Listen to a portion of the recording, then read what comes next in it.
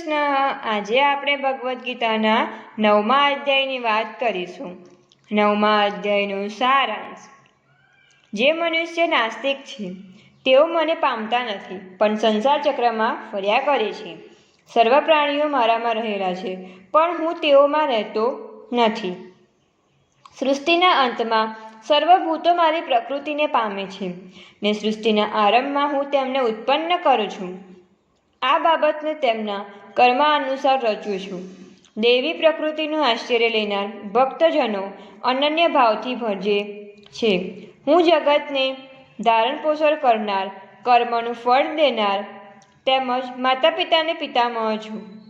પવિત્ર ઓમકાર તથા ઋગ્વેદ, સામવેદ ને યજુર્વેદ પણ હું જ છું. હું સૂર્ય રૂપે તપીને વરસાદ વરસાવું છું. હું અમૃત ને મૃત્યુ, સત અને અસત છું.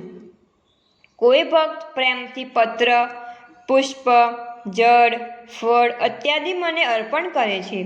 એ સર્વને હું સગુણ રૂપે પ્રગટ થઈને સ્વીકારું છું. તે મને પામે છે. આ અધ્યાયમાં ભગવાને શ્રદ્ધાવાન મનુષ્યનો મહિમા ગાયો છે. રાજવિદ્યા રાજગૃહ યોગ.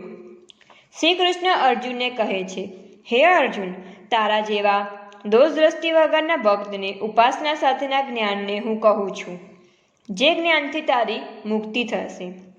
આ જ્ઞાન સર્વશ્રેષ્ઠ છે, ઘણું પવિત્ર છે, પ્રત્યક્ષ ફળ આપનારું ને ધર્મયુક્ત છે. તે સહેલાઈથી સાધ્ય થાય તેવું સુગમ અવિનાશી છે. હે પરમ તપ, આ ધર્મમાં જેને શ્રદ્ધા ન હોય તે મને પામી શકતો નથી, ને સંસાર ચક્રમાં અટવાયા કરે છે. આ બધું જગત મારાથી વ્યાપ્ત છે, ને બધા મારામાં રહેલા છે, પણ હું આકાશની માફક સર્વવ્યાપક હોવા છતાં સૌથી જુદો છું. હું બધાનું ભરણ પોષણ કરનાર હોવા છતાં જુદો છું. જેમ જીવ દેહને ધારણ કરે છે, પોષણ કરે છે, ને અભિમાની બની તે દેહમાં વાસ કરે છે, એવા પ્રાણીમાં હું નથી, કારણ કે હું અહંકાર વગરનો છું. જેમ આકાશમાં ઉત્પન્ન થયેલો વાયુ આકાશમાં રહે છે, તેમ બધા પ્રાણી મારામાં રહેલા છે. પ્રલયકાળમાં બધા પ્રાણીઓ મારી પ્રકૃતિમાં લય પામે છે, અને કલ્પની શરૂઆતમાં તેમના કર્મો અનુસાર હું ફરીથી ઉત્પન્ન કરું છું.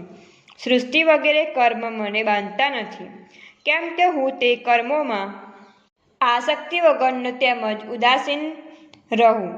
મારી આગેવાનીના આગળ મારી માયા સઘળા જગતને ઉત્પન્ન કરે છે, અને આ સંસાર ક્રમમાં ઘૂમે છે. હું ભક્તાધીન હોવાથી તેને માટે શરીર ધારણ કરું છું. અજ્ઞાની મનુષ્ય શરીર ધારણ કરતો હોવાથી મને તે તુચ્છ સમજે છે. અજ્ઞાની મનુષ્ય તામસીની આસુરી પ્રકૃતિને આધીન થઈ મારી ધૃણા કરે છે. દૈવી પ્રકૃતિનો આશ્ચર્ય લેનારા મને અનન્ય ચિત્ત દઈને નિત્ય ભજે છે, ને હંમેશા સ્ત્રોત, મંત્ર આદિથી કીર્તન, પૂજન, નમસ્કાર, ધ્યાન દ્વારા મારી સેવા કરે છે. કેટલાક મનુષ્ય જ્ઞાન યજ્ઞથી, કેટલાક મને એક રૂપે તો કેટલાક મને અનેક રૂપે, તો કેટલાક મનુષ્ય દાસત્વ ભાવથી, ને કેટલાક બ્રહ્મા, રુદ્ર વગેરે સ્વરૂપે મારી સેવા કરે છે.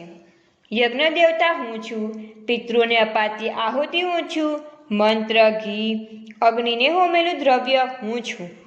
ગતિ, ભ્રતા, પ્રભુ, સાક્ષી, નિવાસ, શરણ, સુહત્ય, પ્રભાવ, પ્રલય સ્થાન, વિધાન ને બીજ હું છું. આમ છતાં હું અવિનાશી છું. હું સૂર્યરૂપ બનીને તપું છું. વરસાદ વરસાવું છું, વરસાદ અટકાવું છું. જીવન મૃત્યુને અસત હું છું.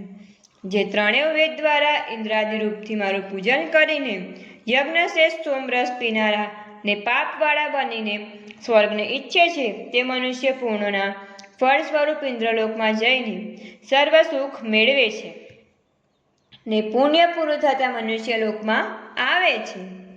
તે ત્રણેય વેદોમાં કહેવાયેલા ધર્મ અનુસાર ચાલી આવાગમન પ્રાપ્ત કરે છે. છતાં જે મનુષ્ય નિષ્કામ ભાવથી યોગક્ષેમનો ને અનન્ય ભાવે મને ઉપાસે છે, તેનો સંપૂર્ણ ભાર હું વહન કરું છું. હે અર્જુન, જે ભક્ત શ્રદ્ધાપૂર્વક બીજા દેવતાઓને પૂજે છે તેઓ આડકતરી રીતે મને પૂજે છે, કેમ કે બધા યજ્ઞોનો ભોગતા સ્વામી હું છું. દેવતાઓને પૂજનાર દેવતાઓને પામે છે, પિતૃઓને પૂજનાર પિતૃઓને પામે છે, ભૂતોને પૂજનાર ભૂતોને પામે છે, તેમ મારા ભક્ત મને પામે છે. મારો જે ભક્તો છે તેનો પુનર્જન્મ થતો નથી. હે અર્જુન, તું કંઈ પણ કર્મ કરે એ બધું મને અર્પણ કર. આથી કરીને તું કર્મ બંધનથી મુક્ત થઈ જશે અને મને પામશે. હું બધા પ્રાણીઓમાં એક સરખા રૂપથી રહેલો છું. મને કોઈ પ્રિય કે નથી કોઈ અપ્રિય. છતાં જે ભક્ત મારું ભોજન કરે છે તે મારામાં છે અને હું તેનામાં છું. જે મનુષ્ય ઘણો દુરાચારી કે પાપી હોવા છતાં બીજાને ભજવાને બદલે મને ભજે છે તેને ઉત્તમ ગણવું, કેમ કે તેનો નિશ્ચય ઉત્તમ છે. હે અર્જુન, મારો ભક્ત ક્યારેય નાશ પામતો નથી. સ્ત્રી, વૈશ્ય, શૂદ્ર, અત્યંચ આ બધા મારી સેવા કરવાથી પરમ પદને પ્રાપ્ત કરી શકે છે. તો પછી પવિત્ર બ્રાહ્મણ, ક્ષત્રિય કે ભક્તો મારું ભજન કરવાથી નિશ્ચય જ પરમ પદને પામે છે. માટે હે અર્જુન, તું મનમાં ભક્તિ દ્રઢ કરી મને જ પૂજનારો થા અને મને નમસ્કાર કર. આથી કરીને તું ચોક્કસપણે મને પામીશ, એમાં શંકા નથી. અતિ શ્રીમદ ભગવદ્ ગીતામાં શ્રી કૃષ્ણ અર્જુન વચ્ચે થયેલ સંવાદમાં વિદ્યારાજ ગૃહયોગ નામનો 9મો અધ્યાય સંપૂર્ણ. 9મા અધ્યાયનું મહાત્મ્ય ફળ. ગીતાજીના 8મા અધ્યાયનું મહાત્મ્ય સાંભળ્યા પછી 9મા અધ્યાયના મહાત્મ્ય અંગે પાર્વતીજીએ શંકર ભગવાનને, લક્ષ્મીજીએ વિષ્ણુ ભગવાનને પૂછ્યા કરી. આ મહાત્મ્ય જાણવા જિજ્ઞાસા વ્યક્ત કરી. આથી તેઓએ આ મુજબની કથા કહી સંભળાવી. નર્મદા તટે મહિષ્મતી નામની નગરીમાં માધવ નામે વિદ્વાન બ્રાહ્મણ રહેતો હતો. એક વખતે તેને યજ્ઞ કરવાનો વિચાર થયો. આ યજ્ઞમાં હેતુ માટે એક બકરો લઈ આવ્યો. આ બકરાને વાચા ફૂટી અને તે બ્રાહ્મણને કહેવા લાગ્યો, સર્વ સુખ મેળવવાની ઈચ્છાથી તમે મારો વધ કરવા લાગ્યો. આ ક્ષણિક સુખ કરતાં મોક્ષ પ્રાપ્ત કરનારને પ્રયત્ન કરો. હું મારા ગત જન્મની વાત તમને કહું છું તે સાંભળો. કેટલાક જન્મ પહેલાં બ્રાહ્મણ હતું. મારો એક દીકરો હતો. તે માંદો પડતા દીકરાને સારું થયું. તે હેતુથી માતાજીના મંદિરમાં એક બકરો ચડાવ્યો. આથી મારો દીકરો તો સાજો થયો, પણ આ પાપકૃતથી હું અનેક યોનિમાં ભટકી આજે બકરો થયો છું. આ મારો જાત અનુભવ છે, જેથી તમે આ પાપ કૃત્ય ન કરો તો સારું. આ બકરાના જન્મ પહેલાં હું વાંદરો હતો.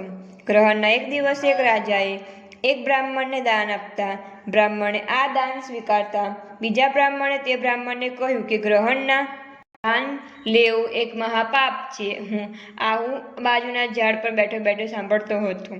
આ બ્રાહ્મણે પ્રત્યુત્તર આપ્યો ને હું દાન શરીરના નિર્વાહ અર્થે લઉં છું. હું દરરોજ ગીતાજીના 9મા અધ્યાયનો પાઠ કરતો રહું છું, જેથી મારા બધા જ પાપોનો નાશ થાય છે. આમ કહી બકરો બ્રાહ્મણને ઉદ્દેશીને કહે છે કે ગીતાજીના 9મા અધ્યાયનો પાઠ કરવાથી તમારો ને મારો બંનેનો ઉદ્ધાર થશે. બ્રાહ્મણને આ યોગ્ય લાગ્યું અને તેને 9મા અધ્યાયનો પાઠ કરતા બકરાને કહી સંભળાવ્યો. આ સાંભળવાથી બકરો પશુઓનીમાંથી છુટકારો પામ્યો અને બ્રાહ્મણે પણ 9મા અધ્યાયનો નિયમિત પાઠ કરવાથી મૃત્યુ થતાં વૈકુંઠ લોક પામ્યો.